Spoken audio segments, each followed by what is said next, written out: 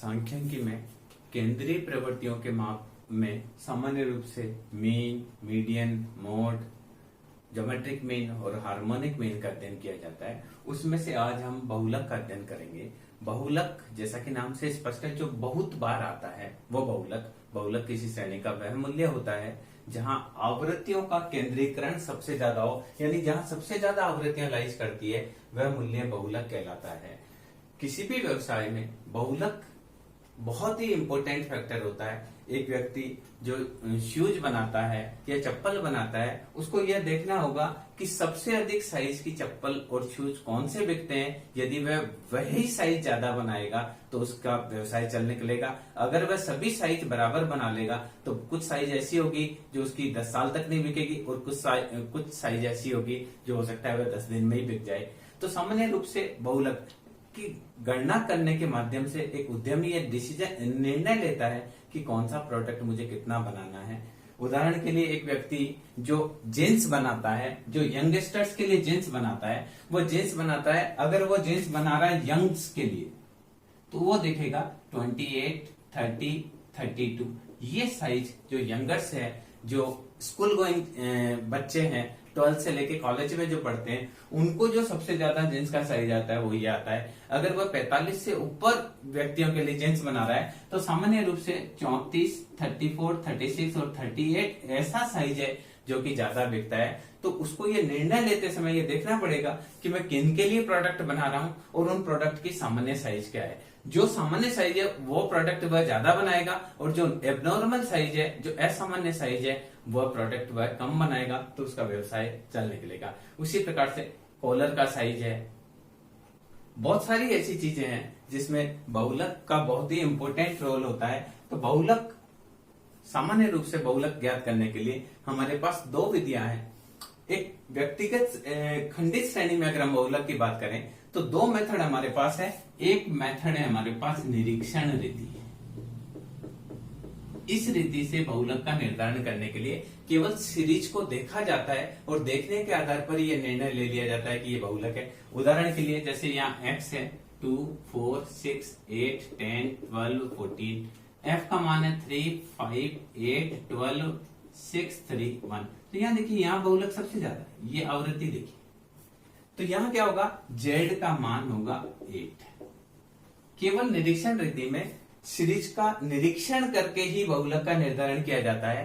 परंतु कई बार क्या होता है, सीरीज इस प्रकार की हो कि यहाँ देखिए, यहाँ 35 आ रहा है और यहाँ 36 आ रहा है, तो ऐसी स्थिति में आवृत्ति सबसे ज्यादा तो यहाँ है पर आवृत्तियों का केंद्रीकरण सबसे ज्यादा यहाँ है। तो ऐसी स्थिति में, या कई बार ऐसा होता है कि यहाँ 12 है और यहाँ पे भी 12 है, तो ऐसी स्थिति में बहुलक का निर्धारण कैसे किया जाए, इसके लिए हम जो मेथड काम में लेते हैं वो दूसरा जो मेथड हमारे यहाँ काम में लिया जाता है वो आता है ग्रुपिंग मेथड, समूहन रीति। समूहन रीति से बहुलक निकालने के लिए क्या किया जाता है, दूसरा मेथड है समूहन रीति। समूहन रीति से बहुलक निकालने के लिए क्या किया जाता है, पहले हम क्या करेंगे, इसमें 2-2 के जोड़े बनाएंगे, 2-2 के जोड़े। उसके बाद सेकंड ग्रुपिंग क्या की जाती, ये है समूहन। तो पहले में क्या करेंगे, 2-2 के जोड़े बनाएंगे, दूसरे में एक छोड़कर 2-2 के जोड़े। फिर तीसरी ग्रुपिंग में क्या करेंगे, 3-3 के जोड़े। चौथी ग्रुपिंग में करेंगे एक संख्या छोड़कर, फिर 3-3 के जोड़े पढ़ेंगे, तो यहां लिखेंगे एक छोड़कर 3-3 के जोड़े। फिर लास्ट ग्रुपिंग में 2 छोड़कर 3-3 के जोड़े। तत्पश्चात विश्लेषण करके बहुलक निकाला जाता है। तो हम जो बहुलक निकालेंगे, अगर परीक्षा में क्वेश्चन आता है तो बहुलक निकालने के लिए हम क्या करेंगे, समूहन रीति का प्रयोग करेंगे। इसको बोलेंगे समूहन रीति।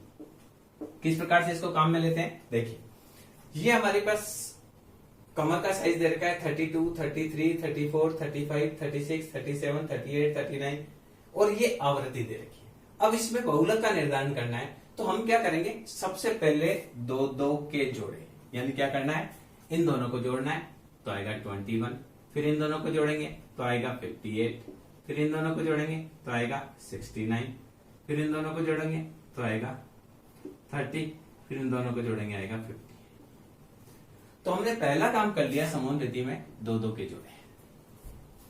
इसके बाद में क्या करेंगे, हम एक छोड़कर दो दो के जोड़े, यानी हम यहां से एक संख्या को छोड़ देंगे, ये संख्या हमने छोड़ दी, इसके बाद दो दो के जोड़े, यहाँ आएगा 44। अब देखिए हर बार एक नहीं छोड़ना है, केवल एक ही बार एक छोड़ना है, उसके बाद दो संख्या दो दो के जोड़े, फिर इन दो संख्या का जोड़ा बनाना है तो आएगा 63, फिर इन दोनों संख्या का जोड़ा बनाना है तो आएगा 50, फिर इन दोनों संख्या का जोड़ा बनाना है तो आएगा 50।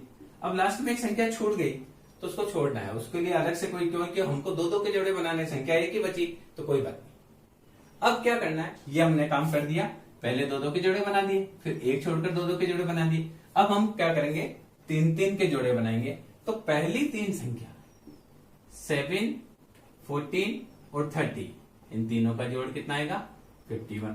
फिर इन तीन संख्या का जोड़ा बनाएंगे तो आएगा 7, 97, क्या 28, 35 और 34, इन तीनों को जोड़ा तो क्या आया 97। अब इन तीन को जोड़ा तो ये आएगा 16, 14 और 36 इजिकल टू 66। तो हमने ये तीसरी ग्रुपिंग करी, क्या करी, तीन तीन के जोड़े बनाए। अब क्या है, एक छोड़कर तीन तीन के जोड़े बनाने, तो हमने फिर एक संख्या को छोड़ा, फर्स्ट तीन संख्या का जोड़ा बनाया तो आएगा 14, 30 और 28, इनको जोड़ेंगे तो आएगा ये 2, 7। फिर इन तीन संख्या को जोड़ेंगे तो आया 50, 85, तो ये आया आपका 85। फिर ये तीन संख्या को जोड़ा तो आएगा 64। तो ये हमारा चौथी ग्रुपिंग कंप्लीट हो गई, एक छोड़कर तीन तीन के जोड़े। अब लास्ट ग्रुपिंग हमको करनी है, दो छोड़कर तीन तीन के जोड़े बनाने।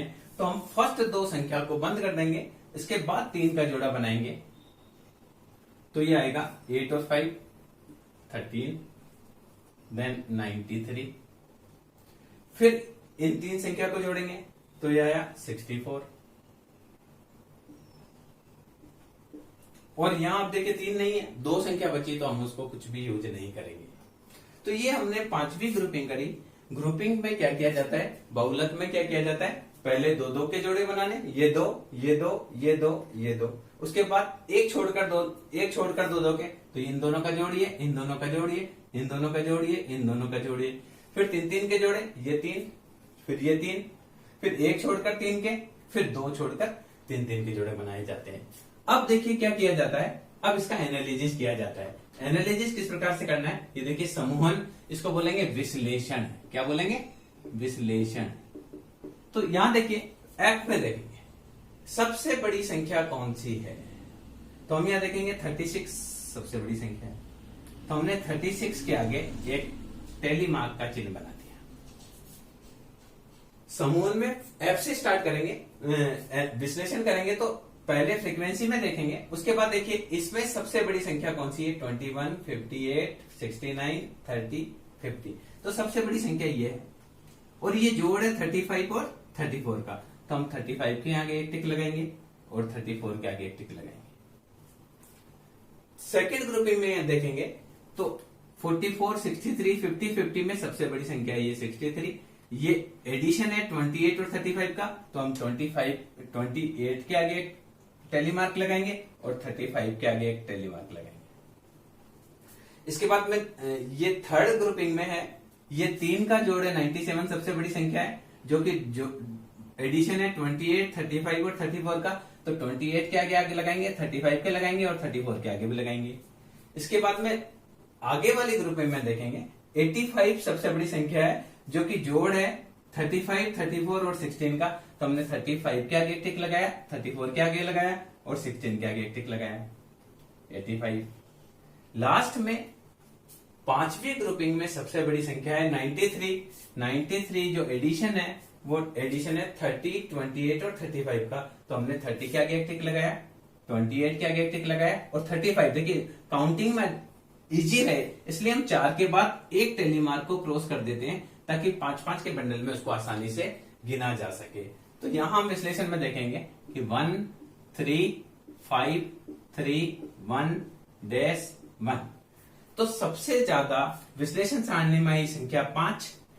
इसके आगे बहुलक आएगा आपका बहुलक। तो ये 5 को आप यहां देखिए, तो हमारा जेड का मान क्या आएगा, जेड आएगा बहुलक इक्वल टू 36।